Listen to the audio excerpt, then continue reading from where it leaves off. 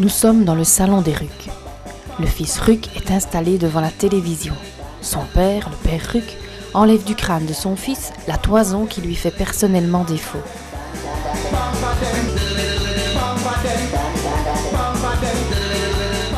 Pour faire une moumoute, il faut d'abord trouver des cheveux.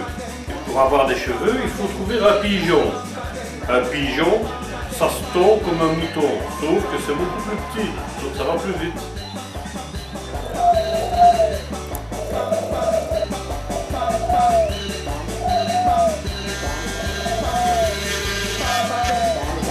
C'est par les dessins de Philippe Geluck que viendra la clarté de cet exposé.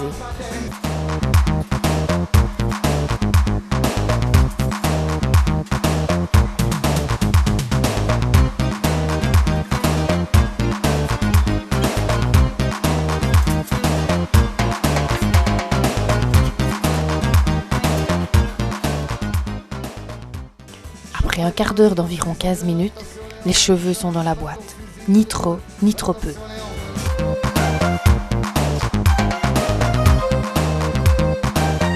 Venons-en maintenant à la réalisation proprement dite du substitut capillaire. Un ballon collé sur un socle servira de conformateur. Un vieux bop, pas celui qui vous ramène chez vous à la Saint-Sylvestre, mais l'incontournable chapeau de toile, sera recouvert d'abord de silicone, puis de cheveux. Donc, pour ceux qui n'ont pas tout compris, les cheveux ne seront pas sous le chapeau, mais sur le chapeau.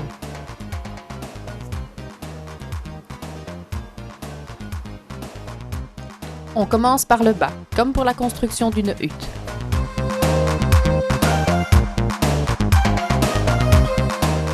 La deuxième couche de silicone se met à la racine des cheveux déjà placés.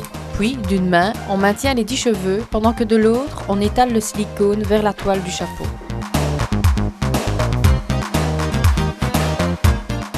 On place la seconde couche de cheveux en les faisant pénétrer dans le silicone. Les opérations suivantes ne seront que la répétition de ce qui vient d'être dit.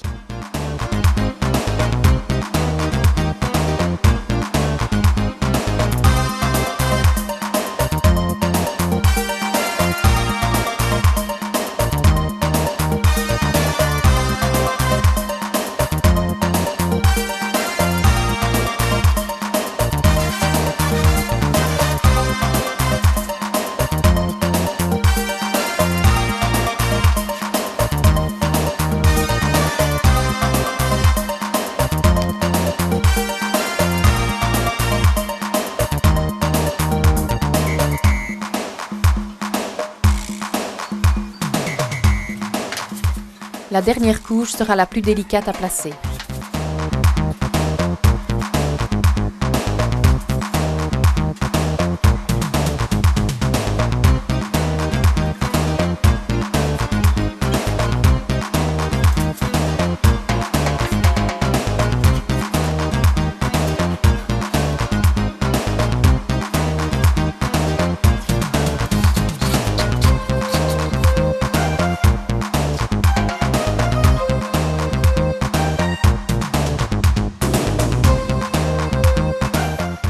Jours de séchage et on peut brosser vigoureusement la moumoute puis aspirer les cheveux mal enracinés. Voilà mesdames une façon simple de rénover votre vieux mari et par la même occasion de le protéger des rigueurs de l'hiver.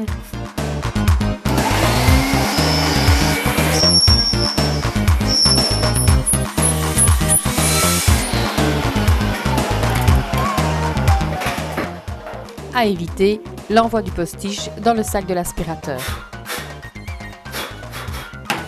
Voilà, la moumoute est terminée, je l'essaye.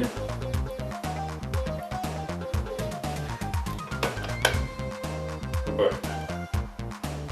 C'est pas si mal, le résultat n'est pas mauvais. Et je vous dis à la semaine prochaine avec un autre bricolage tout aussi décoiffant.